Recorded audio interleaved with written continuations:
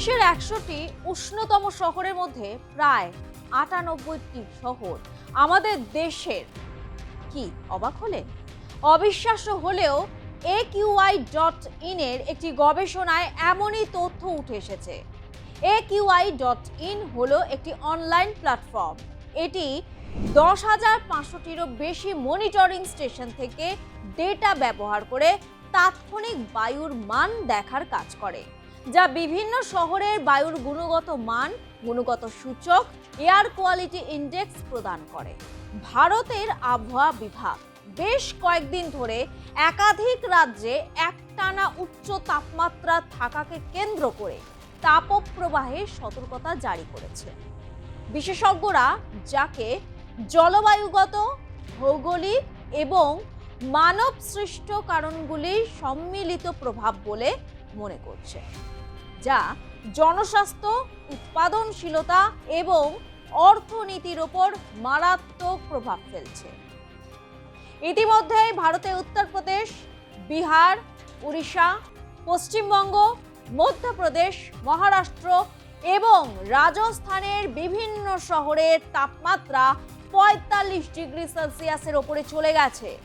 এই মুহূর্তে উত্তরপ্রদেশের বিজনোর, ফতেহপুর এবং এটাওয়াতে তাপমাত্রা 46 ডিগ্রি সেলসিয়াস পর্যন্ত রেকর্ড করা হয়েছে। এছাড়া বান্দাতে 47.4 ডিগ্রি সেলসিয়াস তাপমাত্রা রেকর্ড করা হয়েছে।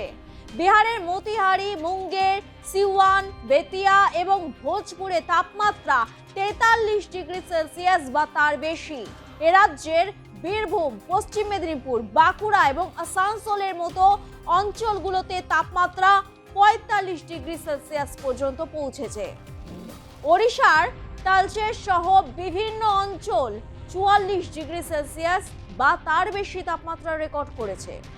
রাজস্থানের চারু এবং ফালোদি শহরের তাপমাত্রা 48.9 ডিগ্রি সেলসিয়াস থেকে 50 ডিগ্রি সেলসিয়াসের কাছাকাছি পৌঁছেছে। তালিকার বেশিরভাগ শহর উত্তর পশ্চিম এবং মধ্য ভারতে, যেখানে শুষ্ক উত্তর পশ্চিম বাতাস বয়ে যাচ্ছে। AQI.in এর তথ্য অনুযায়ী তালিকার 57তম স্থানে নেপালের ধানগাধি এবং 94তম স্থানে লুম্বিনী বাদে বিশ্বের 100টি উষ্ণতম শহরের মধ্যে 98টিতেই ভারতের নাম রয়েছে। অর্থাৎ ভারতে 98টি শহর রয়েছে, যার মধ্যে তালিকার 100তম স্থানে রয়েছে উত্তরাখণ্ডের রূপকি, যার তাপমাত্রা 44 ডিগ্রি সেলসিয়াস। তবে আচমকা ভারতের 98টি শহরেই কেন এই তীব্র তাপপ্রবাহ? আবহাওয়াবিদরা এই তাপমাত্রা বৃদ্ধির কারণ হিসেবে একটানা শুষ্ক বাতাস, পরিষ্কার আকাশ, প্রাক বর্ষার বিলম্বিত কার্যকলাপ এবং শীতল হতে বাধা সৃষ্টিকারী উষ্ণ রাতকে দায়ী করেছে। ভৌগোলিক কারণ যদি বলেন, যেমন নিম্নভূমি, ইন্দো-গাঙ্গেয় সমভূমি এবং মানব সৃষ্ট প্রভাব, যেমন সবুজায়নের হ্রাস, এই প্রভাবকে আরও বাড়িয়ে তুলেছে। এছাড়াও হিমালয়ে তুষারপাতের ঘাটতি এবং সমুদ্রের পরিবর্তিত গতিপথ বায়ুমণ্ডলীয় সঞ্চালনকে বদলে দিচ্ছে, যা ভারতের বিস্তীর্ণ অঞ্চল জুড়ে তাপকে আরও তীব্র করে তুলছে। ক্রমবর্ধমান এই তাপমাত্রা শুধু ঋতুগত অস্বস্তি নয়, বরং জলবায়ুর ধরন এবং জনস্বাস্থ্যের প্রেক্ষাপটে এটি উদ্বেগের কারণও বটে। দীর্ঘ সময় ধরে এই ধরনের তাপমাত্রা বা এই তাপের সংস্পর্শে থাকলে জনশূন্যতা, তাপজনিত অবসাদ এবং অন্যান্য গুরুতর অসুস্থতা দেখা দিতে পারে, বিশেষ করে ঘন বসতিপূর্ণ অঞ্চলে। এই পরিস্থিতিতে দেশ আসন্ন গ্রীষ্মের তীব্র দাবদাহের জন্য প্রস্তুত হওয়ার সকলকেই প্রয়োজনীয় সতর্কতা অবলম্বন করতে বলা হচ্ছে। ভারতে তাপপ্রবাহ এখন আর শুধু স্বাস্থ্যগত সমস্যা নয়, এটি একটি বড় অর্থনৈতিক সংকট।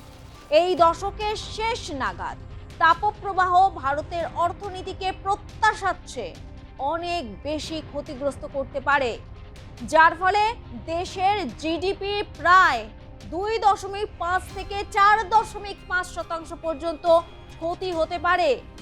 বিশেষজ্ঞদের মতে চরম তাপপ্রবাহের কারণে ইতিমধ্যেই প্রতি বছর আনুমানিক 159 বিলিয়ন ডলারের উৎপাদনশীলতা হ্রাস পেয়েছে, যা ভারতের আয়ের প্রায় 5.4% এবং এর ফলে 160 বিলিয়ন কর্মঘণ্টা নষ্ট হয়েছে।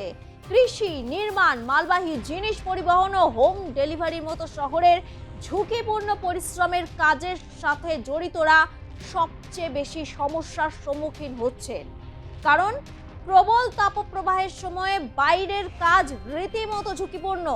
তাই এখন থেকেই সতর্কতা অবলম্বন না করলে ক্ষতির মুখে পড়তে পারে জিডিপি।